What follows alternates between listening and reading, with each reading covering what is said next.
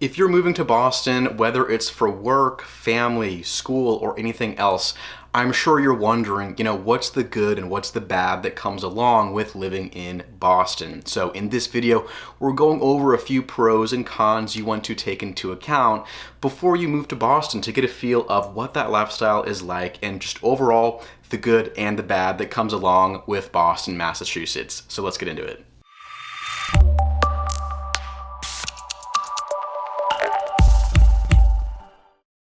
Hey there, welcome to the channel or welcome back. My name is Jacob Peistrup, and if you're someone who's moving to Boston, whether you're purchasing or you're signing a lease and you want some help with that in this hectic real estate market, send us a text, send us an email, let's get in touch, let's set up a call, get in touch, start that conversation to help you with that process of moving to Boston. I am a real estate advisor here in Boston, and honestly, one of my favorite parts of my job is sharing this beautiful city with all of the people that I get to work with who are moving here. Sometimes the first time visiting Boston, sometimes they're familiar, but they're always excited to move to Boston, and that is what I love about my job. So hey, if that sounds like you and you want to work together, whether for buying or renting, let's get in touch and let's get you here to Boston. So getting right into this video, just, a couple pros, a couple cons, and a couple of these could go either way depending on how you look at it.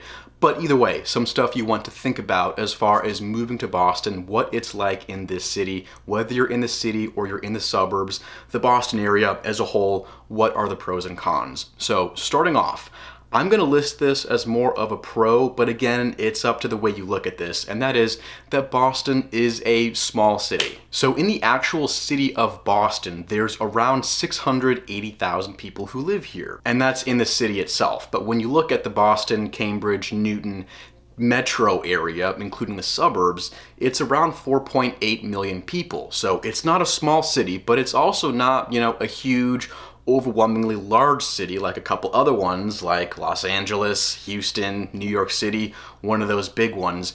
We're not, that crazy as far as being a huge, monstrous city. Actually, just recently in 2020, we actually lost our position in the top 10 largest metro areas to Phoenix. So we're now at 11 in the country. So we are a large city, but it also feels like a small city in some ways. My point here is we're not, one of the biggest cities in the country. So we're up there, but we're, lower down on that list. So we're not this massive, gigantic city. So, take that as you will. And obviously I know that 4.8 million is huge. That's a lot of people. But for a city with 680,000 people living there, it's not as big as you would think. And from personal experience, the longer you're here, the more time you spend in Boston, the more people you meet, it really just gets smaller and smaller. So it's not this gigantic city like New York City. A lot of people compare New York and Boston because they're very close. But culturally, they're very different cities.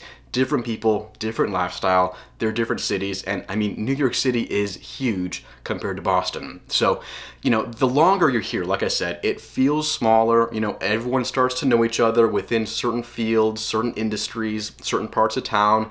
You see the same people again and again, and I know that when you're moving here for the first time, it seems overwhelming, but trust me, the longer you're here, the smaller it gets and the more you know everyone in Boston. Now next up, this is a con, and I'm sure you're aware of it. Boston is expensive. It is absolutely an expensive place to live. It's not cheap. It's not affordable. Whether you're buying or you're renting, there's no getting around it. Boston can be very expensive, both in the city and in the suburbs. Some places more so than others. I do have a separate video specifically on the cost of living, so if you're interested, go watch that. It'll pop up somewhere in this corner for you. That gets into more of the details and the numbers and statistics, but overall, yes, it is a con. Boston is expensive. There's a high barrier to entry. Whether you're buying or you're renting, as long as you don't want to be extremely far out of the city, it can sometimes be tough to get a great house or a great apartment that's in decent condition, convenient location, close to where you want to be, enough space to live, and, also not in the worst part of town. So, you pay a premium with living in Boston, so it is expensive. Coming from the Midwest myself, way back when I moved to Boston, it's kind of a shock. I came from St. Louis, It's a cheaper, more affordable Midwestern city. And for me, when I came back, for college, originally when I came to Boston, it's expensive. The cost of living, the cost of entertainment, dining, going out and having a good time, it can be expensive to live in Boston, which I really don't love about it.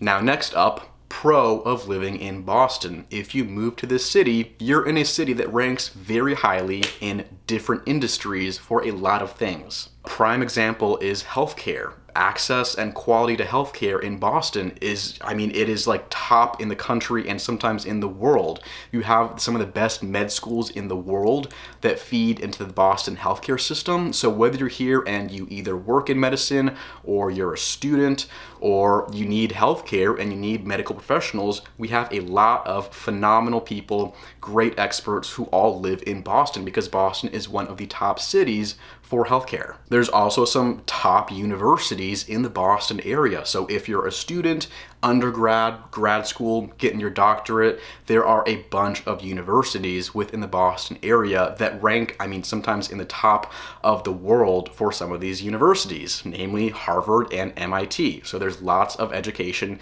and opportunities in Boston. And some other top industries that Boston's very competitive in are stuff like finance, legal services, private equity, tech, engineering. Like there are some top industries in Boston that go across, different sectors, different businesses and companies. So there's a lot of really top players in Boston. If you're here for opportunity, for work, for education, there's a lot of, high-ranking stuff that we have here in Boston. Now, the next one, speaking of universities and colleges, depends on how you look at this one, but Boston is kind of a college town. There's lots of, students who come to Boston. I think there's something like 1 in every 4 or 5 people in Boston is a student, either undergrad, grad school, doctoral students.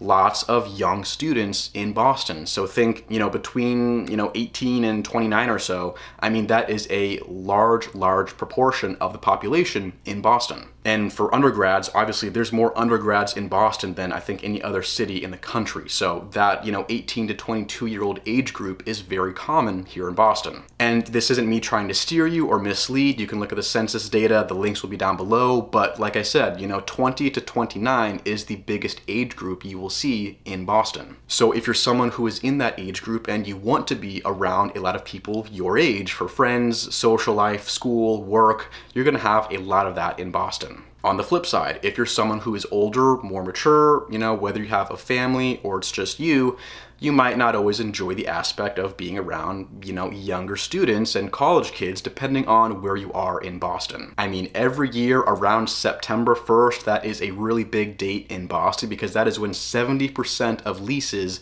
start in Boston. So you have a massive inflow of students, primarily, who come to Boston around the beginning of September because that's when school starts, that's when they're moving into their apartments and signing their leases.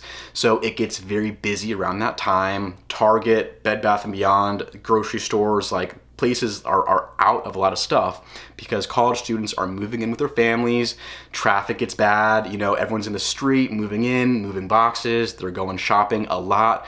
Lines at Target are sometimes like wrapped around the store because that's a very busy time for students moving into Boston. Whether you're just here for school or you live here full time in Boston, you will definitely notice if you spend time in Boston, there is a very big difference between the summer in Boston and the fall in Boston because that's when students leave during the summer and then they all come rushing back to Boston around September 1st. So it's kind of like there's 2 different Bostons when the students are here and when the students are gone. So depending on your personal preferences and all that kind of stuff, something you want to consider when you're moving into Boston. Now, depending on, how close you are to universities or to student housing, anything like that, you'll definitely have a different experience. But one, definite pro because of the colleges and because of the students here is that Boston is a very educated city. Half the people here have at least a bachelor's degree in the city of Boston, which is phenomenal. That is a huge proportion. Half the population here, if you think about it that way,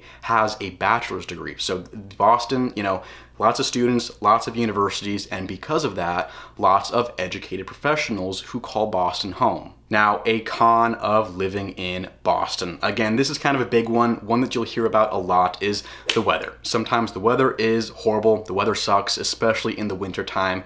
I do have another video just on that if you want to click that up there in the corner to watch specifically about how bad it is in the winter time here in Boston. But yes, I will mention that it is bad. I mean, it can be very snowy, very cold. Driving sometimes really sucks depending on, if you're in the city, if you're in the suburbs, roads can get bad. I mean, just this weekend, we had a bunch of snow this weekend. It's January, so I'm not surprised. We had a nor'easter this weekend, which is just basically an East Coast, winter cyclone. I'll show you the videos. I mean, it's a ton of snow.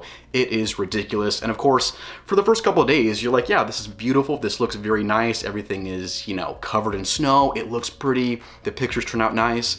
But then the reality sets in a week later and you're walking through it to get to work, you're walking through it, going to your car, wherever you're going, it's not as fun. It starts to turn brown and slushy, it turns gross, it gets on your shoes, gets everywhere. So winters in Boston can kind of be difficult. It gets very cold, and then, it gets warmer. Springtime kind of goes by in a second. There is no springtime in Boston. It goes from being very cold to then very hot during the summertime, and we kind of skip over that whole springtime, which might be a week or two in Boston. Springtime really just comes and goes, and then it's summertime. So that's kind of the weather in Boston. So it's definitely a learning curve if you're not someone who is used to snow or you're not used to the cold weather. Boston, it gets cold. I'm not gonna lie. She gets cold. She is a cold city to live in during the winter time. Now, the next thing on the list, again, this is one that could kind of go both ways depending on you and your preferences. Could be a pro, could be a con. It's really up to you. But that is the fact that Boston is a very sports-heavy city.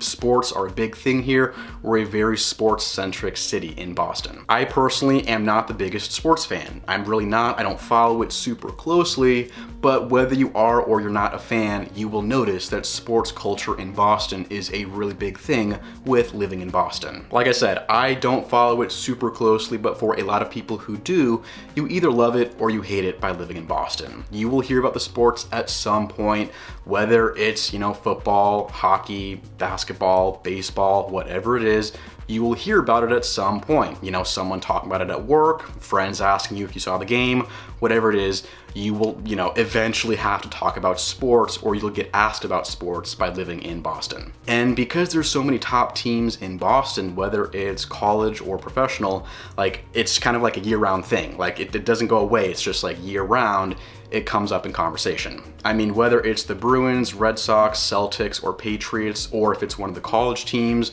you will hear about sports if you live in Boston. So if you are a sports fan, you might love that, you might hate that. And if you're not a sports fan, you should probably at least learn the basics because you will hear about it a lot if you live in Boston. But granted, I guess that does depend on your social life, your work life, who you talk to, who you hang out with. In certain social groups, you might hear about it more so than others. But my point is, Boston sports culture is a big thing. Now, the last thing on this list that I'm gonna list as a pro is that Boston has a lot of variety as far as the neighborhoods, the lifestyles, the real estate you will see. It has both modern and historic. If you're someone who wants a historic home from the 1800s, you can find that very easily in a place like Beacon Hill or Back Bay or in some of the, more historic suburbs of Boston. And if you want new construction, brand new development, you want a place that is brand spanking new, you can move in and have to not worry about anything, there's a lot of that as well. So there's new development, new construction. I mean, just in downtown, there's new stuff being built. Seaport, a lot of new construction there. But even areas like South Boston, South End, Dorchester, there's a lot of places in Boston, both in the city and everywhere out in the suburbs, where you will see new stuff going on. So Boston kind of blends that, new modern feel with that old historic architecture and charm. Now, people definitely do have different opinions on this depending on the circumstance. Is it gentrification? Is it an up and coming area? People have different opinions. Sometimes the new developments get politicized and that kind of stuff, but my point being, Boston has a mix of a lot of historic and a lot of new modern, depending on which lifestyle you want and which kind of area, matches your taste. The reason I say that's a pro is because it appeals to a lot of people. You have a lot of people with different tastes who can all find, the right fit for them in the Boston area. So if you are moving to Boston, whether you're buying or you're renting, and you want some help with that process, especially in this, crazy and hectic real estate market we're living in, like I said, send us a text, send us an email. Contact information is right below, pretty easy to get a hold of. If you want some help with that process and you want to work together, like I said, let's get in touch, let's schedule a call, let's go over everything, answer your questions, and let us get to work for you. So that is gonna wrap up this video for today. Thank you for watching, I appreciate it. Hope you take care, have a great day. Hope to see you in Boston sometime very soon, and until next time, I will see you in the next video right here on the Living Boston channel. Take care.